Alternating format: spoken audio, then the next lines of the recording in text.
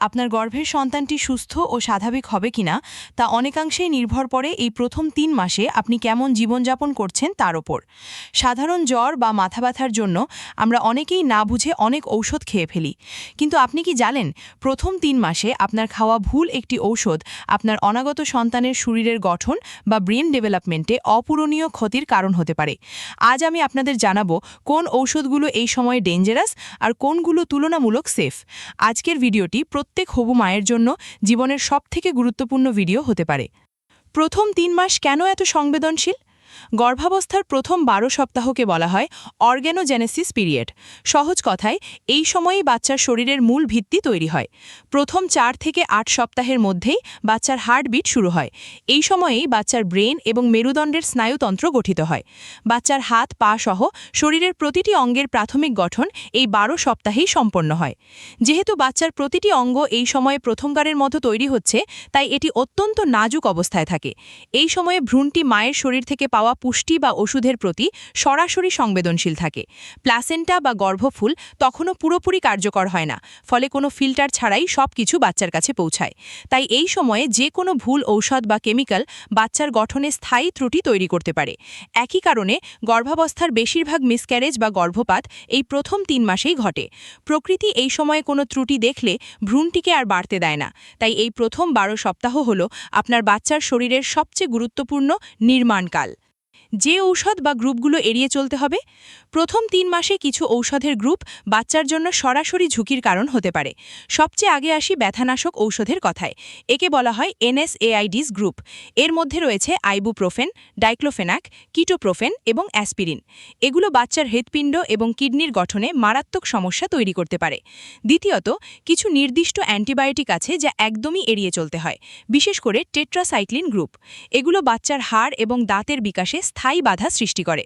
তৃতীয়ত, skin care বা প্রসাধনী নিয়ে সতর্ক থাকা খুব জরুরি।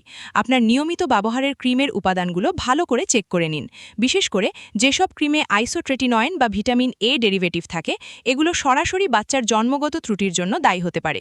চতুর্থত, সব ধরনের কবিরাজি, ভেষজ বা নামহীন হার্বাল ঔষধ। অনেক সময় আমরা মনে করি প্রাকৃতিক ঔষধ নিরাপদ, কিন্তু গর্ভাবস্থায় এগুলো ঝুঁকিপূর্ণ।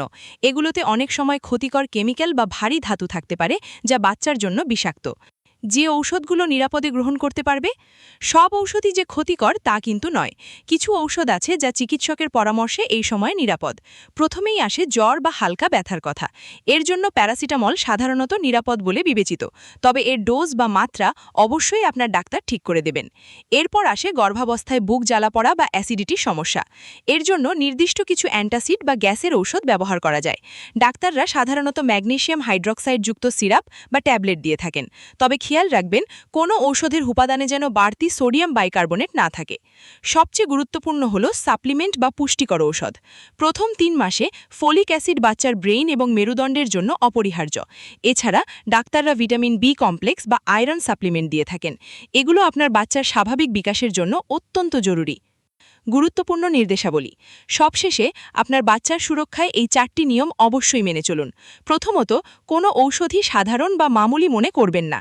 ফার্মেসিতে গিয়ে নিজের মন মতো ঔষধ কিনে খাওয়া এই সময় একদম বন্ধ করুন। দ্বিতীয়ত, যখনই নতুন কোনো ডাক্তার দেখাবেন, প্রথমেই তাকে আপনার প্রেগন্যান্সির কথা জানান। অবশ্যই বলবেন, আমি প্রেগনেন্ট এবং আমার ফার্স্ট ট্রাইমেস্টার চলছে। তৃতীয়ত, কোনো ঔষধের প্রেসক্রিপশন বুঝতে সমস্যা হলে ডাক্তারকে ফোন দিয়ে কনফার্ম করে নিন। আপনার ডাক্তারের একটি ফোন কল আপনার অনাগত সন্তানের জীবনের ঝুঁকি কমাতে পারে। চতুর্থত, মনে রাখবেন প্রত্যেক প্রেগন্যান্সি আলাদা। আপনার বন্ধুর খাওয়া নিরাপদ ঔষধটি আপনার জন্য নিরাপদ নাও হতে পারে। তাই অন্যের পরামর্শে নয়, নিজের ডাক্তারের পরামর্শে ঔষধ সেবন করুন। পরিশেষে, গর্ভাবস্থা একটি আনন্দের জার্নি, কিন্তু সচেতনতা ছাড়া এটি ঝুঁকিপূর্ণ হতে পারে। মনে রাখবেন, আপনি এখন যা করছেন বা যে ঔষধ খাচ্ছেন তা আপনার অনাগত সন্তানের ভবিষ্যতের ভিত্তি তৈরি করছে। অযথা ভয়ের কিছু নেই, কিন্তু অবহেলা করারও অবকাশ নেই। ছোট কোনো শারীরিক সমস্যা হলে নিজের বুদ্ধিতে ঔষধ না খেয়ে সবসময় আপনার গাইনি সমস্যা বিশেষজ্ঞের পরামর্শ নিন। আপনার সুস্থতা মানেই আপনার বাচ্চার সুস্থতা। ভিডিওটি ভালো লাগলে পরিচিত হবু মায়েদের সাথে শেয়ার করে তাদের সতর্ক করুন। স্বাস্থ্য বিষয়ক এমন নির্ভরযোগ্য তথ্য পেতে আমাদের চ্যানেল প্রেগন্যান্সি টিপস বাংলার সাথেই থাকুন। আপনার সুস্থতা এবং আপনার অনাগত সন্তানের সুস্থতা কামনা করছি। আজকের মতো বিদায়। আল্লাহ হাফেজ।